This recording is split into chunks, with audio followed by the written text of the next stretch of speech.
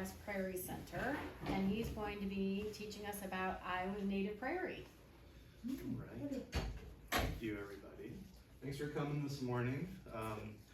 Yeah, I'm Justin Meissen. I'm the Research and Restoration Program Manager at Tallgrass Prairie Center at UNI over in Cedar Falls. And just want to talk a little bit today, kind of give a very really zoomed out version of what a prairie is. And then we'll talk, keep zooming in until we get to our regional Tallgrass Prairie Remnants and talk about some of the cool ones that are around here, how to, things to think about when you're going out to visit those prairies, and, thinking about how do we keep our prairies healthy in the future. So, a little background about the Tallgrass Prairie Center. So we are a center of the University of Northern Iowa. So we're semi-independent, but still part of the university. Our center was sort of founded by Dr. Darrell Smith back in the 1990s. It was founded mostly to establish back then it was the Native Roadside Vegetation Program. Now is the Iowa Roadside Management Program. And so that's basically the program that we have in Iowa, which is pretty unique, at least certainly back in the 90s, where we use tallgrass prairie plants to, plant on the roadsides because they provide a lot of really good habitat. They're great for safety in terms of keeping snow in there in the ditch. And, people are they really like to see all those flowers, myself included. So, so we began with that program, and as the years went on, the Tallgrass Prairie Center sort of grew into these other programs. My program is the research program, our plant materials program, which is basically the whole process of getting seed. We'll talk about this a little bit in terms of why remnants are important, because we do get seed from them for the commercial seed production that's used to seed those roadsides. And our Prairie on Farms program, which is sort of helping farmers typically get involved in some of the USDA programs that can utilize prairie vegetation to meet their goals on their farm for conservation. So this a little bit about my program at the Tallgrass Prairie Center. So I'm the Research and Restoration Program Manager. More or less what I do is think about this question: what is the best way to plant prairie? So I learn about what prairies used to look like, what they look like now, the variation in prairies, learn all about the plants, how they interact with each other, and figure out the best way to actually restore those prairies on roadsides and farms, on conservation land. And so the questions that I ask, I'm always asking them in relationship with land managers. So I always want to be relevant to who's actually working with the prairies. And we use research and equipment that land managers actually use. We don't do stuff in the lab or the greenhouse. We actually do it out in the field. And we also use our students at the University of Northern Iowa to great extent. So they're a very important part of our team at the Tallgrass Prairie Center as well. So let's go at the very top here and talk about what prairie is, right? So it is a word that we use here in Iowa that's surprisingly, it's French. It's from Latin. It's basically the Latin word for meadow. And so this word came about kind of uniquely as part of the colonization of North America. This is the word that the French explorers were using in the 1700s. And, you know, that sort of stuck with all of our grasslands in North America. So basically what we're talking about when we're talking about a prairie is a place that's covered primarily with grass without trees. So what makes it that way, right? So what is a grassland? You know, why isn't, you go out to see a piece of ground that there's no trees, but why is there no trees if you're not cutting them down specifically? So there's three main factors that we typically think about when we're talking about a grassland, why a piece of land is a grassland. So the first one and the most important thing for us in Iowa is fire. So back before the land was settled, and even, you know, at the very beginning of it, indigenous people set fires typically annually in usually October. You know, that time of the year when it's really, really dry, and it's that 1 or 2 days that's 90 degrees in September.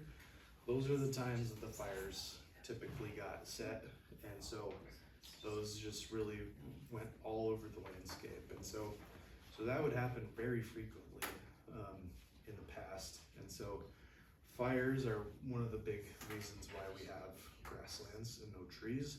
Trees can't deal with the fire, so trees have to be able to grow year after year from the existing parts of the tree. Otherwise, they have to start from zero, and so you get trees that are this big. They can't grow any farther. So fire, that's one of the big determinants of grassland. The other one is grazing. So a lot like fire, grazing, grazers like bison and elk, deer, they eat those trees. They eat all of the material above ground, just like fire burns it up. And so again, you can't have trees growing with constant eating of the trees. So however, our grasses, our forbs, or wildflowers, they're well adapted to growing with fire and grazing. So almost all of the growing points, the essential parts of the plant that regrow, are underground or at ground level. So they're able to very quickly and easily regrow after something comes down and munches them up, or they get burned up. So we have all these plants that are adapted to fire and grazing. And the other thing is climate. So this one's kind of interesting because we live in a pretty wet climate. Don't live in the wettest part of the United States, but we're pretty wet. And so typically you see grasslands in drier parts of the country and different continents. And so that's why you see the Great Plains being grasslands. That's why when you go west, you see grasslands as well. For us in Iowa, the climate is helpful. It's not too wet to have a prairie, but what we are really, we're really regulated by that fire part. So that's why prescribed fires and prairies are very important. And those are the things that really keep grasslands, at least in our part of the world, grassy. So this is kind of what I was describing. So this is the Great Plains. So we all have probably gone out west before, and we've probably noticed how the vegetation kind of just gets smaller and smaller throughout as we go west, until we have something that looks very short and dry. So basically you've got these three kinds of prairies that we call them. The shortgrass prairie out in the west, kind of in Colorado, the western parts of the Dakotas. You know, if you've ever been to the Badlands, that's shortgrass prairie. If you've ever gone to the front range of the Rockies, that's shortgrass prairie. Once you go a little farther, so the shortgrass region is, again, very short. And these are all, very small plants that, again, very grassy, but again, mostly recognizable by how small they are. Once you go further east, you get into the mixed grass region, which is basically a combination, it's sort of a transition zone between our tall grass and short grass. So you have mostly short grass things, but also some things that are a little bit taller. And so these are places like the Nebraska Sandhills. If you've ever gone to kind of most of Kansas is like this, and the parts of the Dakotas kind of called the Coteau, if you've ever been up there, kind of where all those potholes are. And then of course we have the Tallgrass Prairie. So this is the easternmost part of the Great Plains, and we have tall grass, right? So that's what makes our grasslands unique. They're very big, lush, full of lots of different plants and big plants. And we'll talk more about that as we go along. So this is kind of your typical tallgrass prairie, right? What makes this landscape unique among all of the grassy places that you are likely to encounter? You know, we have this wide open space without trees, but we also have sort of these patterns of vegetation. We have a lot of different plant species, a lot of different types of plant species. So we have wildflowers, we have grasses, and this is basically kind of what makes our prairies unique, is tallgrass prairies. Yes, they're dominated by tall grasses. That's probably the most obvious thing you'll see. But it's not just grass. Especially now, this part of the year, you'll see, this is probably the time when the height of the tallgrass prairie is the most. And so you can't miss the grasses for sure. But there is, if you start looking closely, about the same amount of wildflowers as there are grass. And so that's, all these pictures of different kinds of wildflowers that grow at different times of the year. So this picture up in the right-hand corner is kind of a set of spring flowering species. So you have a set of spring flowers. You have in the bottom right, you have summer flowers, and then on the left, kind of behind the text, is some more late summer fall flowers. So you have a lot of different plant species and providing different kinds of blooms throughout the year. So that's one of the most unique things about the tallgrass prairie. So we talk about tallgrass prairies being very biodiverse, and so this is basically a fancy way of saying there's a ton of variety in these prairies. So there's a really interesting stat that kind of blew my mind, is that if you think about a prairie and you think about a square yard of a tallgrass prairie, that is the most biodiverse place in the world, even more than rainforests. Now rainforests have many more species at like the country level, but when you're talking about a square yard, we have the most species per meter squared per yard that anywhere else in the world. So we have very, very unique things here. So, and you can think about on a per site basis, like any given prairie remnant that's 5 to 10 acres big, there could be 150 to 250 plants there. So it's really quite amazing once you sort of take a close look at all these different plants, and you'll notice that all of those different plants support different animals, and this is just plant species, so not even getting into animals. So we talk about the tallgrass prairie. We have that general idea of where it was in the country, but this is our best understanding of where it was prior to settlement. So back in the 1830s or so, that was sort of when we had the land surveys, the original land surveys, where the surveyors went out, and at this point, I think this was basically the Northwest Territory, or maybe the Dakota Territory, I forget at that point. But surveyors went out and literally surveyed the entire state of Iowa, Illinois, Wisconsin, Minnesota. A lot of those Midwestern states, we have maps, very, very fine scale maps of where prairie was, because when they went out to survey, they actually just would make little, notations about, what this part of the land was. So if there was a wetland, if there was a swamp, people who were coming to start, farming, they're gonna wanna know where that stuff is.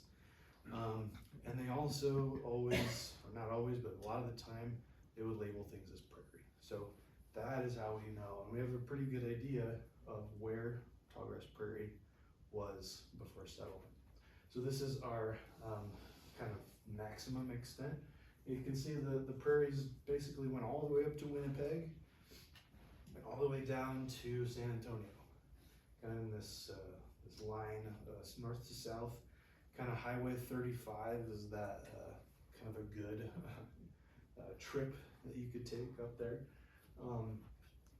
And then it even went out farther into the east in certain places where, there were more frequent fires, or specifically where there are really bad soils, a lot of rocky areas.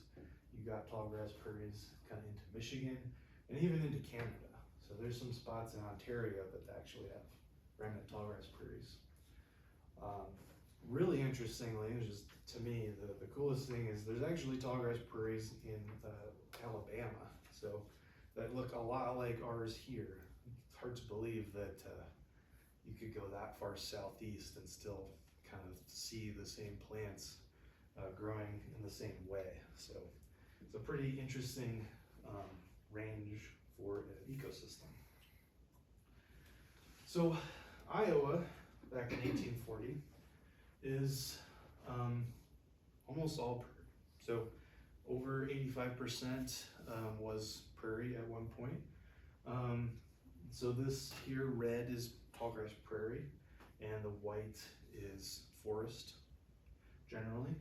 And so you can kind of see that in the northeast, a lot more forest, southeast, kind of a mixture of the two. So, we talk about prairies at the continent scale, right? And there's different kinds of prairies. Now we can kind of think about prairies from the state level. So, because we have these different landforms of Iowa that sort of contribute to creating different kinds of prairies as well. So, this is how we think about Iowa, mostly from a glacial standpoint, kind of the history of the glaciers. Kind of breaks us up into these different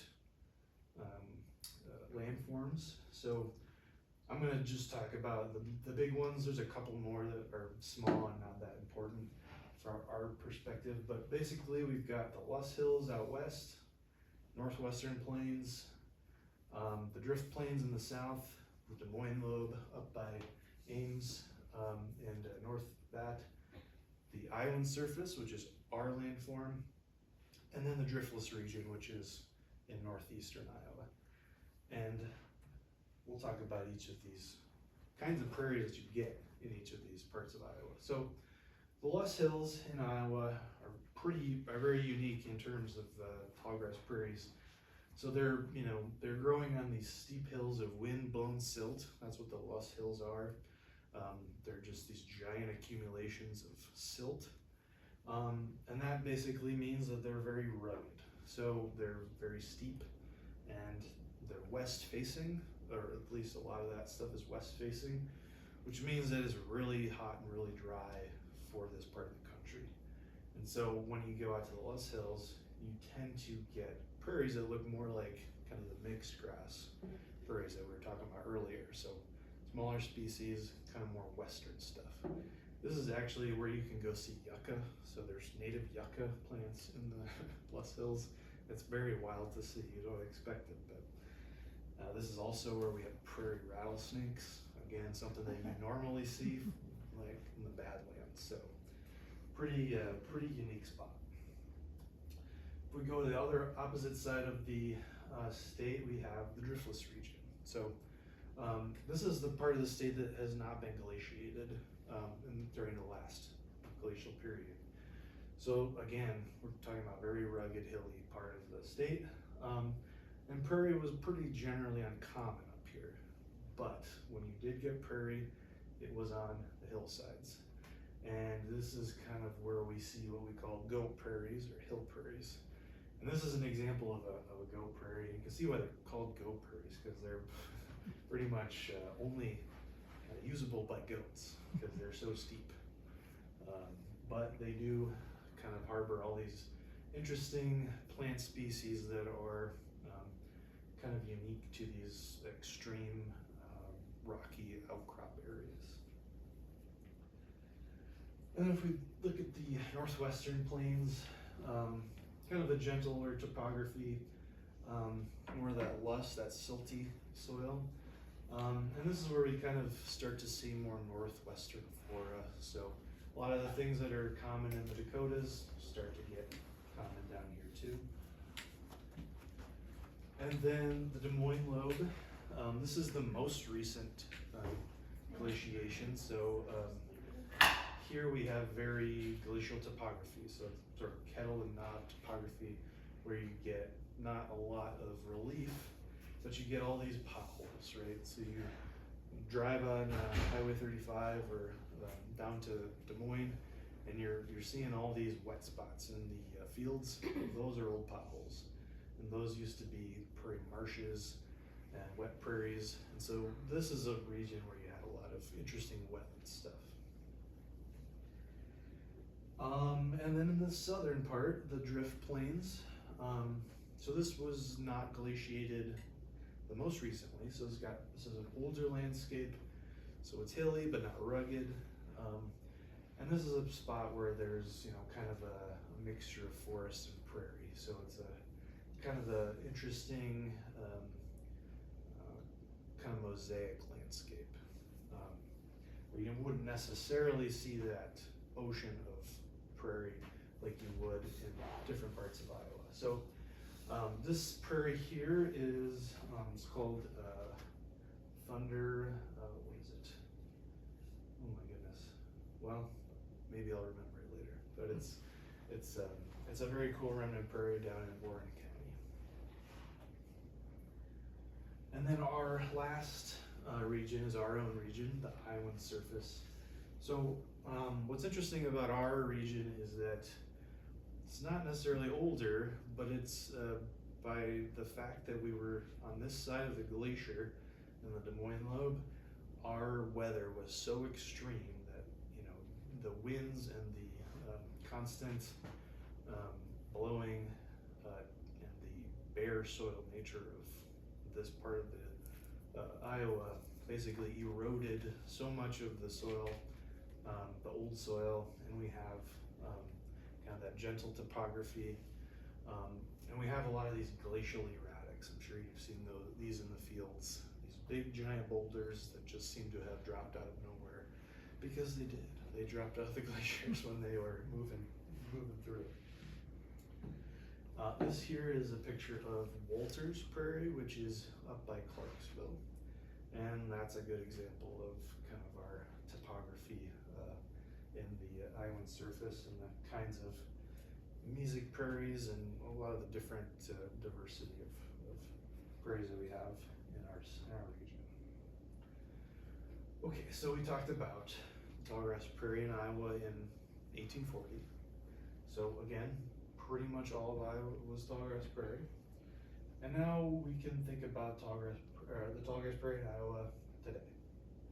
So basically, I mean, you know this by living here and driving around, that we've lost essentially all of our Tallgrass Prairie. We've converted the vast majority to corn and soybeans. And so we've lost 99.9% of our Tallgrass Prairie. So if you think about a puzzle, 1,000-piece puzzle, we have the equivalent of one piece left, and that's continuing to shrink. So we have very little left, but we still have some left. And we have some larger landscapes in the Loess Hills, mostly because very poor farming can be done there. But we also have what we call Tallgrass Prairie Remnants. The remnants of that huge, giant landscape from the past are still here, scattered around Iowa.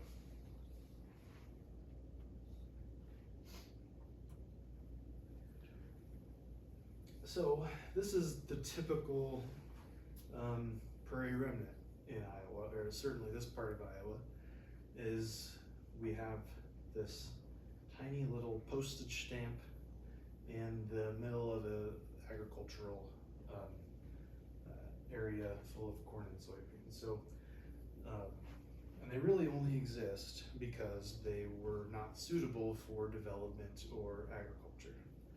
So let's talk a little bit about why something like this would occur. So, a couple different types of prairie remnants that are common around here in our region. So one of those is the sand prairie. So sand prairies are, as you would expect, sandy soil, and they support sort of an interesting, my words didn't come up. There we go. So they were too sandy to farm, and so typically they were put into pasture or hay. So the act of not plowing up a prairie typically was what saved these places from being lost. So here you have places where the vegetation tends to be quite sparse, and it has often a lot of unique species here. In sand prairies, we get things that you normally find out west. Sometimes you'll see cactus. We have native cactus here. We have prickly pears. There are actually 2 species of prickly pears in Iowa. And so those prickly pear species tend to grow in the sand prairies. These are also very high diversity of reptiles and amphibians. So a lot of snakes that are not found elsewhere tend to reside in sand prairies, as well as different turtles as well, and even lizards too. And I think the main reason why you have that diversity is because there's so much open space in those prairies. There's a lot of ways for critters to move around on the ground, whereas you have less of that opportunity in a different kind of tallgrass prairie that's very dense. Other prairie types that you might see around are what I would call bedrock prairies. So these are prairies where the soil is very thin, and these were just too rocky to plow. It didn't make a lot of sense to try to farm these. And so these are typically the places that got used for pasture, or are still used for pasture, I should say. And so these are dry places, sort of places with rock outcrops. They have a set of plants that are often, at least in our region, adapted to limestone. So they like calcium, right? So calcium carbonate is what limestone is made out of. So you have a lot of plants that like high pH, so basic kinds of conditions. And so you have interesting plants that sort of select themselves for this kind of habitat. And then we talked a little bit about these hill prairies. We don't have too many of those in our region, but these are places where it was too steep to build.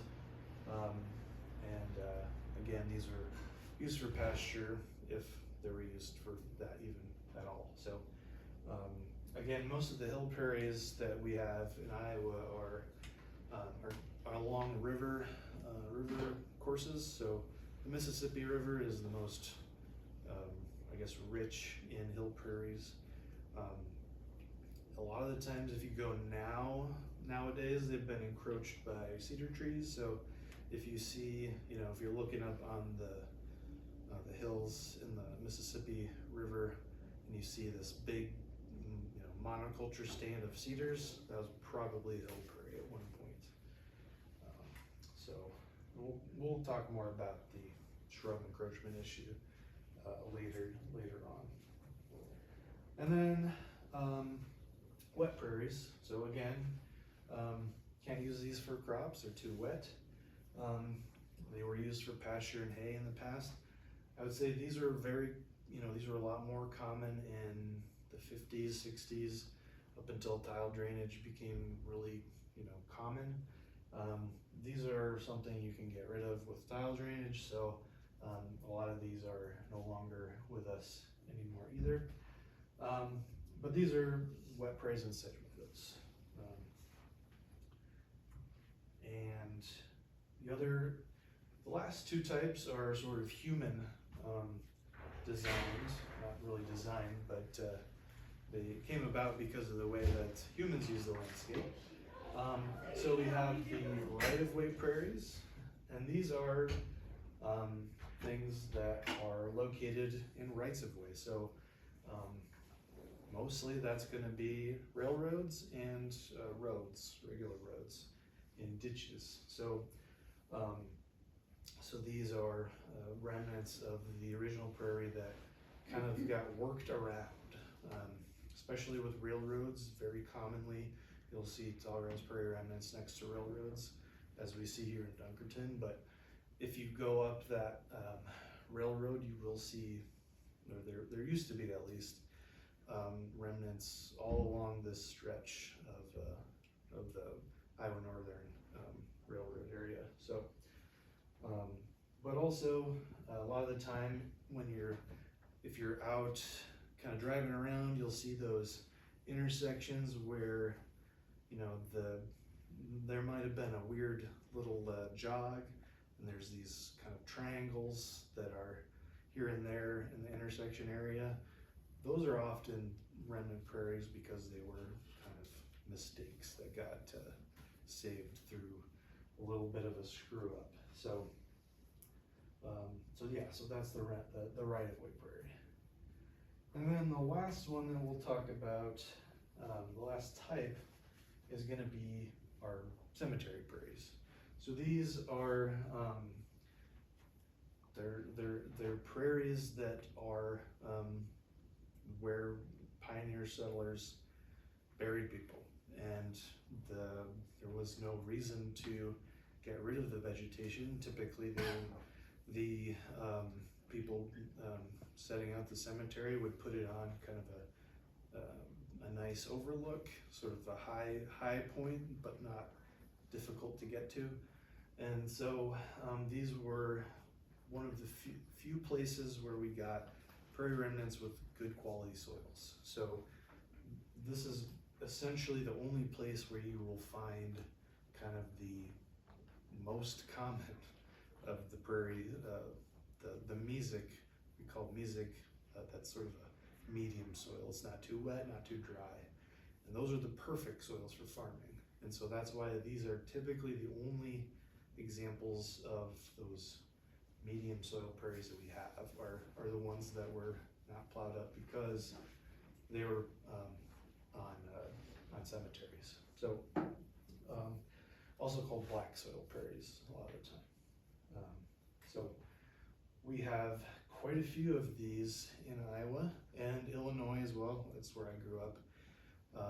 And especially in Illinois, these are the only ones left. Iowa, we have a little bit more of those prairies that are poor soil kind of things. But so these are actually very important. Even though they're always very small, they have a tremendous amount of plants and animals that still use them. All right, so we talked about all these different kinds of prairies. So what's the big deal, right? Why are they so important? They're small, they don't look like much, right? But they do have a lot of important roles to play for us as Iowans and for us as citizens of the world. So they're part of our historic and natural heritage. They provide the genetic material for our native seed industry, which is an important industry in the Midwest. They're a model for wildlife and pollinator plantings, so CRP, for example, and they're also sort of the benchmark for soil health, because this is the original soils that we had, that we were given for agriculture. So these are examples of kind of the ideal soils. And then habitat and rare species, like I've said, the amount of plant species and animal species in these is tremendous. And that also means that a lot of those species are only able to live in a tallgrass prairie. And so the remnant is their last habitat. And then finally, beauty and inspiration. I think especially from the historical perspective, there's a lot of accounts of the people who came onto the tallgrass prairie just being shocked at how amazing it was, and they couldn't describe how incredible it made them feel. So that's definitely an important part of the prairie remnant story as well. So to talk about the historic and natural heritage of prairies, this top left historical photo would have been kind of what you would have seen in Iowa back in the 1870s. I can tell you that this was definitely grazed. So tallgrass prairie typically is not that short, so that's being used as a agricultural land. And the same in the bottom picture there, that's prairie being used for hay. So prairie was a important part of our agricultural system up until the 30s, really, because of the importance of the utility of prairies being used for hay fields. So once you had horses, hay fields were a great way to feed your horses, because the prairie has a lot of nutrition in it. It's not designed to fatten them up so that they're able to be killed, right? Like, we usually try to get a weight gain type of forage on our pastures now, because that's how we use our pastures. But when you have a horse, you want to keep that horse healthy for a long time. So prairie was actually very good for that. So once we lost horses, once hay became less of a important crop, we started to lose our prairies. And the same with grazing. Once we lost a lot of those pastures when they were plowed up for corn and beans, that happened a lot of the time in the early part of the 20th century. So I talked a little bit about that connection with the past, right? Some of our classic American literature is based in tallgrass prairie, and it's having that remnant prairie to actually go out and experience as a person in 2025, to experience that same experience that someone wrote about in the 1870s is really cool. And even if we don't necessarily get that whole experience, you still can work through the past and commune through the past with our ancestors that way. Kind of cool. So genetic material for the native seed industry. So we have one of the premier native seed industries in the world in the Midwest. So that was primarily because we kind of started this whole idea of using native plants for a lot of different uses way back in the 30s, and sort of that market just developed over time. So currently we are able to, our native seed market in the Midwest, we have hundreds of different plant species available that we use for things like CRP, roadsides, wetland mitigation, things like that. But all of that industry is relying on these remnant prairies for that commercial seed production. All that seed requires us to use Tallgrass Prairie remnants for the initial seed source, what we call foundation seed. And so, and some people even wild harvest the seed with combines if they own the prairie, and sell that bulk harvested seed. So it's a commercial, sort of an agricultural product in that way. So it's also a model for wildlife and pollinator plantings. So, back in, I would guess, about 10 years ago, we had that, a pollinator boom. A lot of people were planting pollinator plantings. And those were really based on tallgrass prairies, right? We were using native species in those plant mixes because those native species are what our pollinators need. So kind of the idea is that if you build it, they will come. So you have all of our native plants and wildflowers. If we have our native plants and wildflowers, we should be able to get our native birds and butterflies and bees and everything else. So kind of that idea that the plants lay the foundation for the entire ecosystem. And we were talking about ideal soils, right? So these are the soils that are building our economy now in Iowa. They're developed from these giant root systems that you can see in the bottom right. Last year, we worked with a film crew at one of our restored prairies in Benton County to kind of dig up this restoration that we planted this prairie in, just to see how deep these roots actually went down. And as you can see, the majority of the roots are up, within about 4 feet of the soil, but we dug 9 feet down and we were still finding roots. So these plants really are building soil in the ground by growing their roots down. Those roots die. That increases the soil carbon in the soil. That makes the soils really, really fertile. And then some habitat and rare species, right? So there are definitely some prairie specialists. So these are species that are endangered, that only exist in tallgrass prairies. So things like the powder-cheek skipperling, that little endangered butterfly down there, and the prairie fringed orchid, which is that plant up in the upper right. Those are both tallgrass prairie specialists. They're not found anywhere else. And so our prairie remnants are often the only places for species like that to exist still. And in general, our remnants are providing a lot of habitat for grassland birds and reptiles and amphibians. All right, and then beauty and inspiration. I'll just put these quotes up here. I think these are really a good encapsulation of the sort of spiritual importance of tallgrass prairies. So I like the second one. There's no describing the prairies. They inspire feelings so unique, so distinct from anything else, so powerfully yet vague and indefinite as to defy description while they invite the attempt.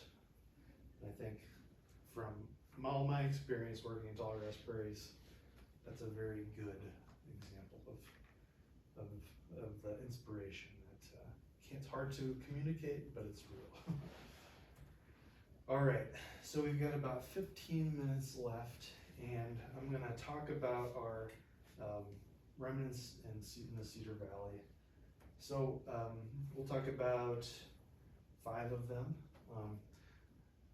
They kind of will mirror some of these types that we already talked about, so I'll show you some examples that you can visit. And our first one we're going to start with is Cedar Hills Sand Prairie. So this is owned by the Blackhawk County Conservation Board. It's a state preserve, which means it's got a little extra protection, sort of identified as a very important conservation area. there's over 300 plant species here. That is a lot. And that is a lot to do with the fact that there's a lot of different habitats. So there's a sand prairie, there's a wet sand prairie, and there's even a fen, which is a wetland type. It's pretty unique. And there's a lot of unique plants and animals here. And we'll show you some pictures of these, species that, for example, like plains snake cotton is something that you typically only find out west or southwest. And then prairie skinks. I didn't think that we had lizards around here, but we do. We have prairie skinks, and you can go find them at the sand prairie.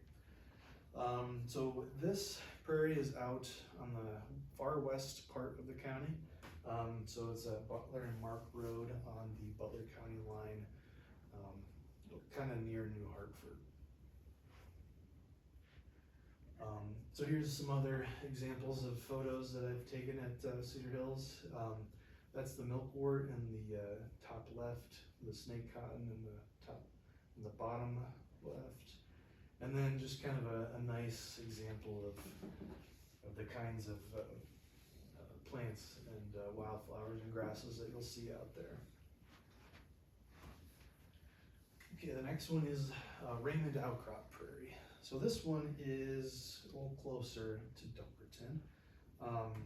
So this one is actually in the right-of-way between the railroad and Dubuque Road, and it's managed by the DOT and the roadside program in Blackhawk County. This is a good example of that bedrock prairie, because this is you can tell that they've used part of this to mine a little bit of limestone out. So the soils are very thin, and that means it's got some unique species that are only found typically on these rocky places. So stuff like ground plum and marble seed. I will say, if you do go and try to visit this, there's no real parking. You just kind of have to pull over on the side of the road. But here are some examples of plants that you can find at the Raymond Outcrop Prairie. The one on the right is it's called ground plum. It's a really unique little plant that does actually have a little plum-looking fruit. It's a legume, so it doesn't taste like a plum, unfortunately, but it's a very unique little plant. And then there's a cocoon and in the yellow there, and then it's called marble seed, which is on the far left. And that's a really interesting plant. It's called marble seed because it holds on to its seeds, which are very big and round and hard, kind of look like marbles. So it's an interesting plant that, again, typically not something that you see except in these dry, rocky prairies. Next is Sweet Marsh Prairie. So this one's owned by DNR, so this is part of the Sweet Marsh Wildlife Management Area. Maybe you've been up there to look for birds. It's a great place to go birding. But there's also a remnant prairie up there that's really, really nice. And so there's well over 50 species of plants here. This is a good example of a wet prairie. This time of year is a good time to go because there's an amazing population of this pink flower is blazing star, and there's just fields and fields of this stuff. It's quite amazing. So really, really cool place to go. Things that you'll see here are like blue flag, iris, marsh phlox. There was a sighting probably 10, 20 years ago of this really interesting little snake called the Massasauga, and it's actually a rattlesnake that's very small that only really lives in wet prairies. So it's one of those really strange examples of those habitat specialists, but I don't think that's been seen here in a long time, but it's a good example of the habitats that it does like. So, but you don't have to worry about it. It's very small and it's shy. It's not like a prairie rattlesnake. So here's some. That's the blue flag iris on the left or the right, and the marsh phlox on the left. And here's our Bennington Township Cemetery Prairie, just down the road there. So this is a really diverse prairie. We've found over 80 species here. This is a good example of that mesic prairie, that medium soil prairie, that black soil prairie. And again, this is one of the few examples of that, certainly in the county, but in our entire region. There's lots of really interesting plants here. Prairie gentian, cream wild indigo, and this is up by the St. John's Lutheran Church at Elk Run and Mount Vernon Road. And you can go through and see there's I think 20 or so stones around that we've all marked out, at least GPS, and if you go there after a burn in the spring, you can always find them. And so now this time of year is kind of hard to find them, but springtime's a good time to go and to check the stones, because there's some Civil War vets in there for sure, so there's a lot of good history in terms of the folks who were buried there. Some more photos of Bennington Township Prairie. There's an example of a prairie burn that we've tried to do in the past there with one of the former burn crews, and the rough blazing star in the middle, and then a really cool plant species called New Jersey tea on the right, which was used as tea by settlers here when they first came. And then lastly, we'll talk here about Dunkerton Railroad Prairie, which is an example of that railroad prairie type remnant. Now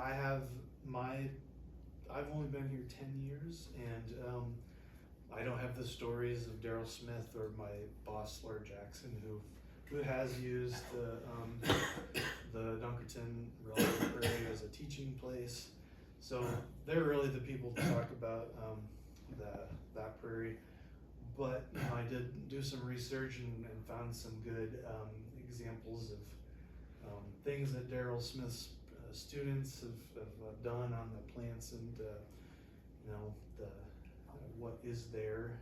And so it's a good example of another one of those mesic wet prairies, so medium prairies. More than 50 plant species there.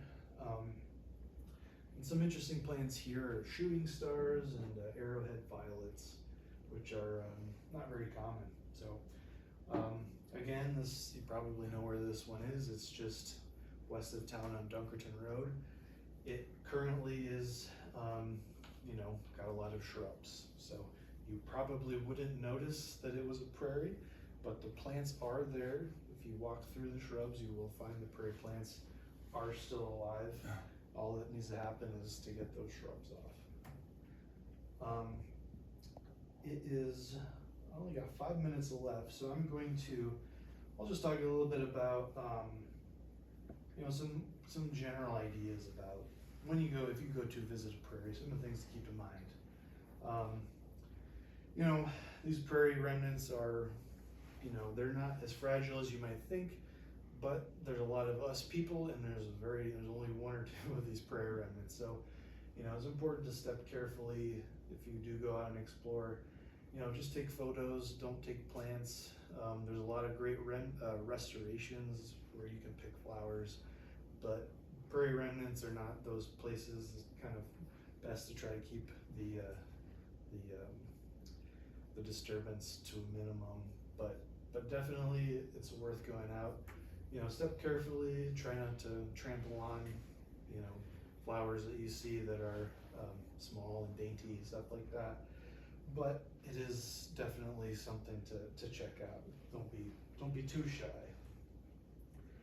The other thing is to look closely. So we talked about all those different plant species, different animals and insects. Those are only something you'll see if you really take the time to slow down and look in a small area. Just kind of notice all the different kinds of plants and the different textures and shapes and sizes and all that kind of thing, because there's a lot going on down there. And when you do that, make sure to engage your senses. So you can tell a lot about different plant species just by feeling them. Some are very smooth, some feel like sandpaper, some smell like mint because they are mints, some smell like pine leaves, some smell like orange. the prairie yellow prairie clovers, yellow prairie coneflower smells like oranges when you crush up the head. So there's a lot of cool experiences that you can have out in the prairie, just kind of taking the time to learn some of the plants. And the last thing I'm going to leave you with here is just a couple of the most common prairie plants. So we talked about prairie remnants, but I haven't really gotten into the plants. Obviously, you know by now, I'm a plant ecologist. I'm not, so everything I've been showing you has been about plants, so apologize for that. I know the animals are very cool too, but you're gonna get a plant talk from me, so. So this here, right, if you've already, you may know this species already. This is the tallgrass prairie plant. If you don't know anything, you should know this one, just being an Iowan. This is big blue stem, so also called turkey foot. So you can see how that seed head looks like a turkey's foot, and it's a giant grass at this point of the year, up to 7-8 feet tall. And this is the most common prairie grass that you're gonna find in prairie remnants and in restorations. And if you're seeing roadside plantings, probably there too. So this one is really, really iconic in terms of the prairie, the tallgrass prairie in particular. And the other one that you might, I would say is worth remembering is this gray-headed coneflower or yellow coneflower. This is a species that's in pretty much every prairie remnant. You're gonna see this in prairie remnants, you'll see it in prairie restorations. So this is a really classic summer flowering species. It's pretty much done for the year. You might still see it a little bit if you go out and explore, but this one is another sort of classic prairie species. And then the last one I'll share with you is wild bergamot. This is pollinators love this plant. It is another species that you'll see in just about every prairie remnant, and also most plantings, pollinator plantings as well. This is a really cool plant. It's a mint, so you know it's a mint if you smell it. It's got a really cool, really nice smell, and you can also use the leaves as a oregano substitute. So it's got some uses there too. All right, I will leave you quickly here with a. If you do want to learn a little bit more about prairie remnants, go on a prairie walk. We have a couple organizations in Iowa, Iowa Prairie Network, and the Iowa Native Plant Society. Both organizations tend to have regular events that you can join in on a prairie walk and learn a bit more. Just a plug for county conservation boards. Almost all of our remnants are county owned, so that's a good place to try to learn more about visiting the prairie around us. And then Iowa State Preserves are another way to learn a bit more about some of the highest quality prairies that we have still. And you can find the information. There's a PDF guide on the DNR's website to find that. So I'm going to, I'll be available to answer any questions about management and stuff, but I think I'm kind of running out of time here. So once more, I just want to thank you again for inviting me out to talk, and I had a good time talking to you all. So I'll open it to any questions, and then if prairies are still interesting to you, hopefully they will be, and you want to get involved in any kind of way, do the Tallgrass Prairie Center, volunteer efforts, or if you just want to learn more about us, we'll put you in touch with our outreach coordinator, and so you can just sign up, put your contact info on that sheet if you'd like, and we'll get any volunteer opportunities out to you. So, okay, any questions? Was that Rolling Thunder Prairie? Yes. I looked it up. Rolling Thunder, that's right. Yeah. Yep. It's a cool place. It is an interesting landscape that's you know, it really feels different than around here because of that. You know, and it's more hilly, but it's also got pretty much all the valleys are full of trees, and it's not like here where you can see all the way to the horizon. It's just yeah, and you get different plant species too. There's you start getting some of the southern plants once you get into southern Iowa. So things that you normally see in like Missouri and southern Illinois, they start showing up there. If we signed up for the information, we'll be able to get this information that you shared, like the different sites, websites, and I think this will be online, right? okay, that'd be good. Revisit that, yeah. Yeah. But yeah, you can always reach out to me, or my contact info is at tallgrassprairiecenter.org. People. Arlene brought this photo in, she'll have to tell you. This is a picture of the Dunkerton Yeah. outlet thing. And my fourth grade class Yeah. that we took, That's we, cool. we pretended that we were pioneers, and I made them bump across Yeah. the prairie and That's awesome. Didn't you lease that? yeah, Mom leased that prairie Okay. and maintained it for a long time. it belonged to the railroad, and Right. just when I thought sure they were gonna sell it to us, they reneged and said, no, we're gonna keep it, so. Yeah. Well, But- that's. But then I retired, and that was the end of, Yeah. Yeah, we're trying. A couple of years ago, we tried to work with the Tallgrass Prairie Center. My boss, Laura Jackson, tried to work with Pam Walters to try to get. I spent a lot of time with Laura, Okay, you did. Okay. and say the other guy's name. He was Oh, Daryl. Daryl, Daryl Smith, and then, what's his face, that he was in charge of Hartman Reserve for a long time. Oh, Vern. Yeah. Yeah, Yeah. Vern Right. Fish. Right. Yeah. Yeah. So we haven't forgotten about Dunkerton Prairie.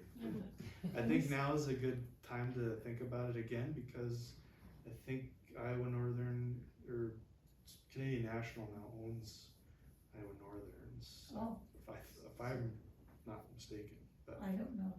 so it could be an opportunity to get in touch with a new person who would be more amenable to getting in there and doing some work. I wished I had said what year that was, I don't have any idea, but that's what the blue stem looks like.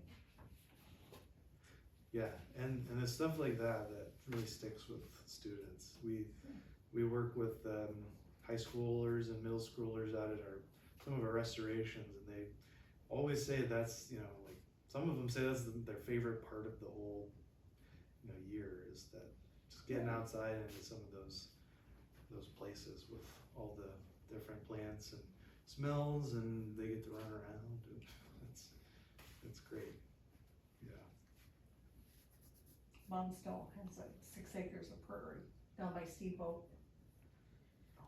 Very cool. that we maintain, so, yeah. Awesome. Right by the Iowa River. Okay. Yeah. Were you aware of that, Remnant?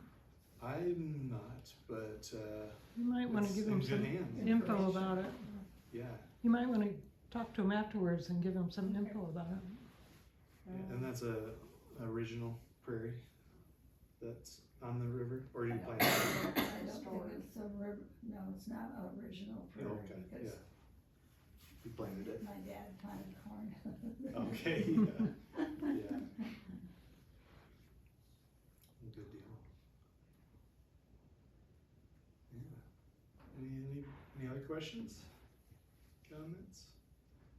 So Dylan, like, how often do you meet for the Bennington, by our church? I mean, Often do who meet the trustees Yeah, 3 times a year, but that's mostly, we have a Marlin Hall who communicates with Justin and works on that, and then we burn it. We didn't get to burn it this year because we were trying to get rid of one of the invasive plants, and what's that one called? Sweet clover. Sweet Yeah, clover. we took care of it. Luckily it was manageable, so we got most all that pulled, so. Oh, did you? Okay, Yeah, so we're in good shape, so Okay. we did a good job this year, Yeah. it's looking good. okay, yeah. Yeah. But you can park right there, there's a place to Yep. go in. Just be careful, cause there's lots of holes. Yeah, yeah, You that's have to another, walk very careful. that's another thing about prairies in Yeah. general, Yeah. they're not Uneven, flat. yeah. And there are stones there that I have the names of the people that are buried there, lots of babies. There must have been, an epidemic or something that went through because there's lots of babies buried out there. So,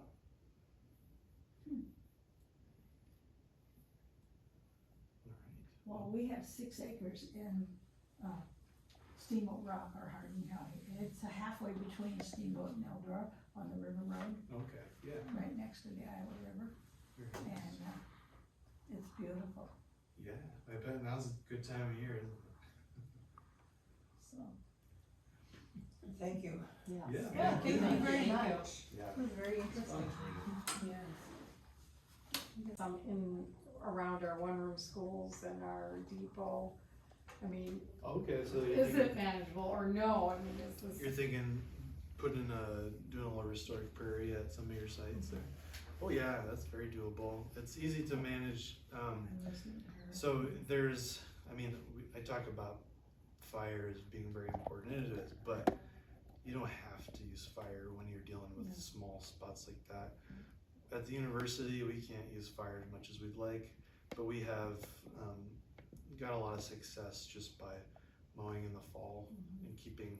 The main thing is especially if it's small enough, you want to get as much of that thatch out. So haying is ideal, but that's also not always an option. But trying to keep the trees from getting too big is the main thing. So if you mow every fall when all the plants are done, growing, trees will not be able to, you're not going to get a shrub problem.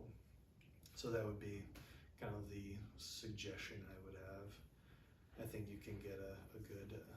That's really hard to do, my neighbor has 80 acres next to me, Yes. I have 2 acres of prairie ground that the government has paid me to Yes, keep, but to keep the trees out is Yes. just, it's hard. the guy next door to me says, no, I'm not gonna do that. Like, yeah, but you got paid to do that, well, I'm not gonna, so he didn't, but I think they quit paying him, but he's got trees. Yeah, no, that's definitely the problem is that's 100%. All of our remnants and our plantings, trees are the challenge for us. We do have a lot of rain and That's trees the way like the Dunkerton Prairie is. Yep. Tree bound. which is why if you can get in there and mow it every year, just once, that will allow the prairie to do its thing, but it will prevent the trees from getting too big. So yeah, I think that's totally doable if you want to plant small. Again, yeah, whatever you do, make sure it's not too big. Yeah. It would be on this lot right next to us here, so there'd be small garden type areas. Okay, yeah. It'd be really cool would be to harvest some seed from Dunkerton Prairie. I was And gonna use say, that. yeah, if you can't get any there, You've got some. my field is full of big Yeah. blue stems right now. Yeah, and then, like I said, we have a lot of options for getting seed mixes from commercial vendors in Iowa and around the area. So, yeah, if you wanted to, I can help you with that process too. If you were, It's expensive though. A It little can- bag, a little yes. bag like this is $100. yes, it is expensive. Yes. But you wouldn't want a bag like that big No. to put over here, would you? You just want little, like go around and harvest them? Yeah, you could do it a couple ways. You could do I would say, yeah, like $100 would be what you would expect to pay for like 1,000 could- square feet or something. Yeah. You can come to if you wanna go through. Well, yeah, you my can go out to history. Dunkerton, or to Bennington number 4, or not Bennington number 4, but when I was on the committee that renovated Bennington number 4, we did a prairie in the ditch, and I don't know if it's still there, cause I'm not on that committee anymore. But yeah, right along the ditch in the school, we planted different prairie flowers. Yeah. And plants. Yeah, so there's a lot of options.